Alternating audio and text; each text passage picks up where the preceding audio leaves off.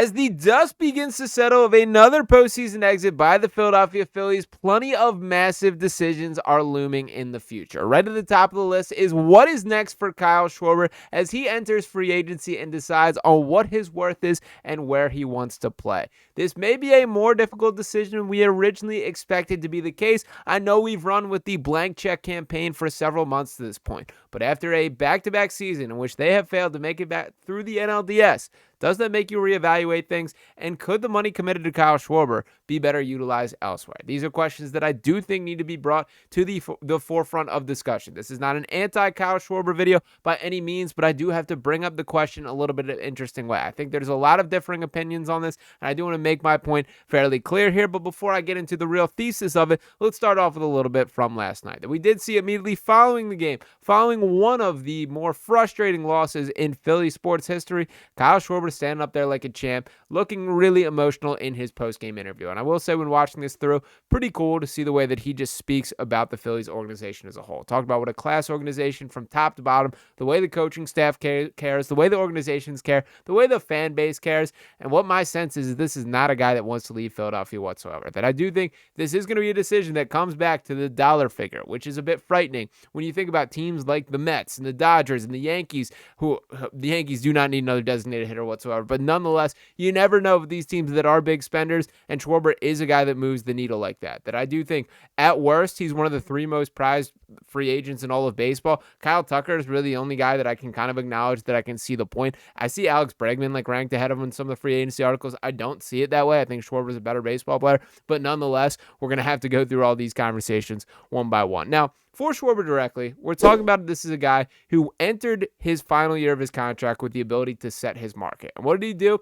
He matched 56 home runs, led the entire major leagues with 132 RBIs, a 365 on-base percentage, a career-high 145 hits, tied his career high with 10 stolen bases. He did strike out 197 times, also had a career-best runs. He's 32 years old and not looking like he's slowing down at any point.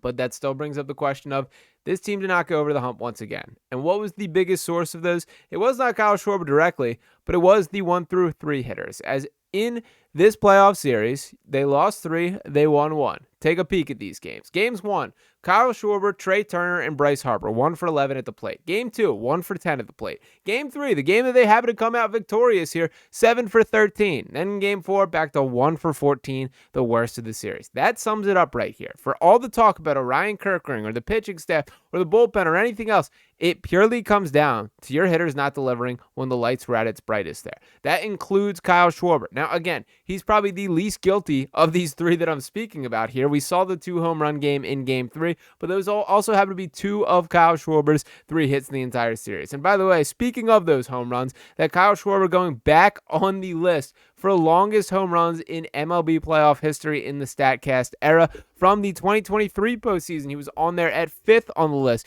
You can see the number 2 on the list, also in that same playoff run, and cracking it tied for 10th in that performance in Game 3. But nonetheless, we're not here to talk about the distance of home runs.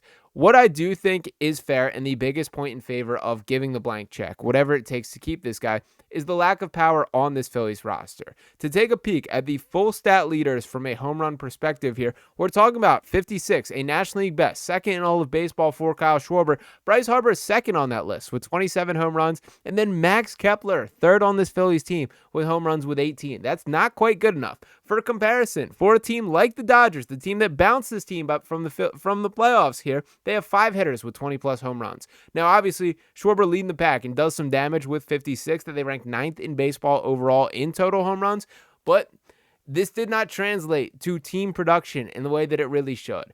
And I have a hard time putting my finger on exactly what my point is here, but with Kyle Schwarber directly, you can't dispute the numbers. You can see the production, but it does feel to me that it almost does not carry the same weight as a guy like Aaron Judge, a guy like Shohei Ohtani, a guy, and to counter my own point here, when Schwarber goes, it does feel like the whole team goes. Game 3, a prime example of that, of he hit that first home run to tie the game at that point, and all of a sudden, the walls break open, that everyone's hitting, everyone's scoring, they're producing runs, they're putting up 8 on the board there, and he does feel like a tone setter for this team. There is no one within the walls of this Phillies locker room and really within baseball that will say a bad word about Kyle Schwarber directly. I mean, we got this quote from Bryson Stott following the game saying, quote, "If you asked me to just put a blindfold on after the game and ask you what Kyle's stat line was, I literally couldn't tell you."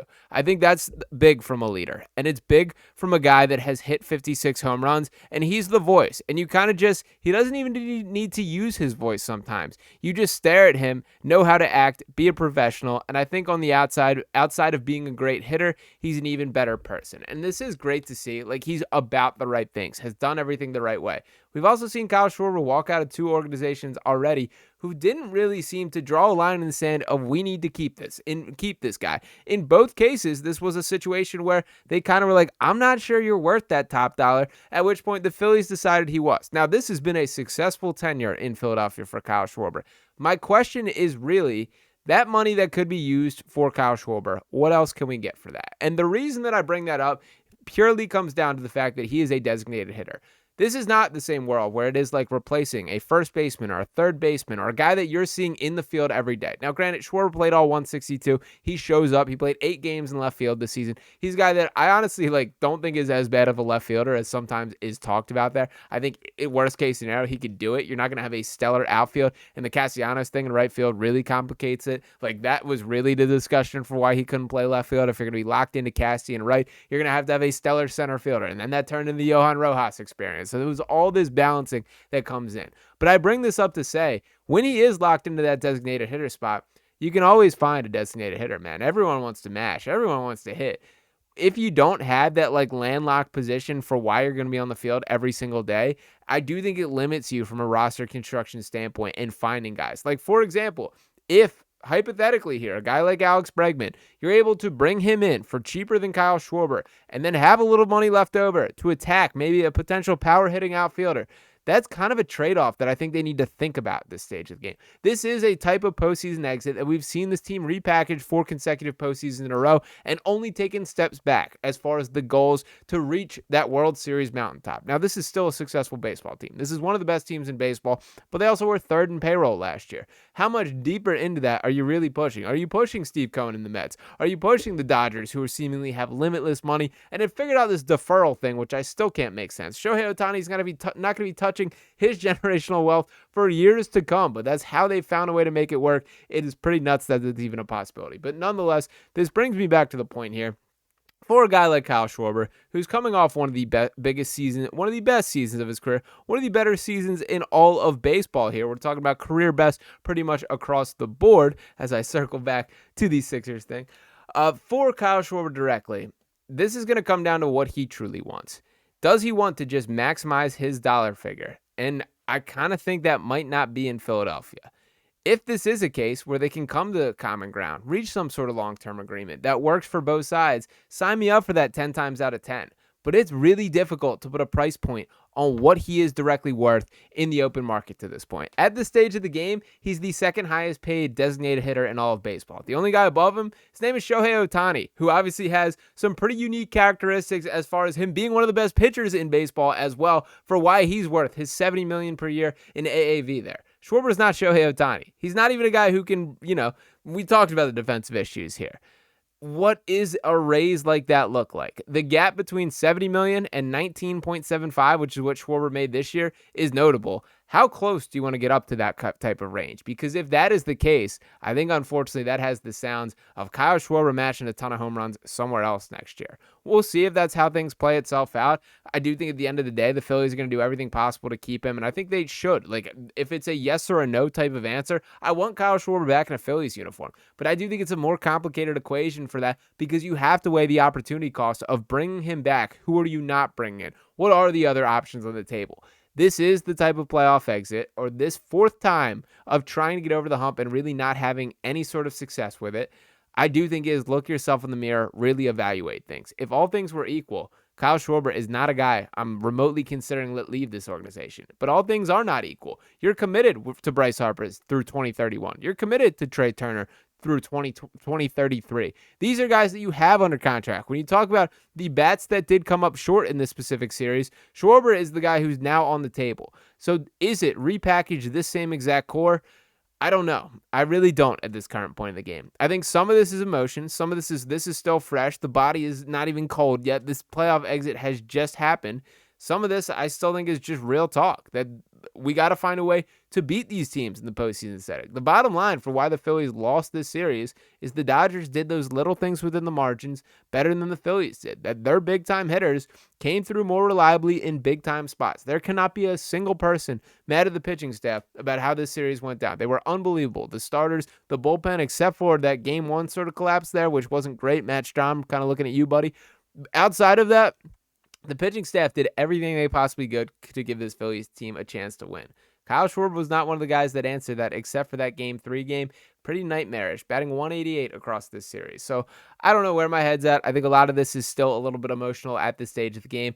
But I do think for John Middleton directly, the blank check should be taken off the table, and it should be a conversation of what is the best way to possibly maximize this Phillies roster, and does that definitely involve Kyle Schwarber being a part of it? So let me know where your guys' head is at in the comments here. I think more people than not are certainly still tied to the blank check. Make sure Kyle Schwarber is back at all costs. But the way that I would phrase that is not make sure Kyle Schwarber is back at all costs, but weigh what costs you are passing up to bring Kyle Schwarber back. That is where I think the mentality should be. I think they do have to explore all options this offseason. We're talking about a significant amount of money being committed to Kyle Schwarber if he is to remain in Philadelphia. So we'll see how that all breaks itself down. We're going to be all over things from start to finish right here on Phillies Digest. So make sure you're tapping in. The best way by doing so is by hitting that subscribe button below. Dropping a like on this video and give me your thoughts below. Do want to hear where you're at. Where is the pulse of the community, the Phillies Digest community on the Kyle Schwarber outlook? Make sure you're dropping those thoughts below. Appreciate you guys for tuning in one more time. We'll be back talking to you next time right here on Phillies Digest. Peace.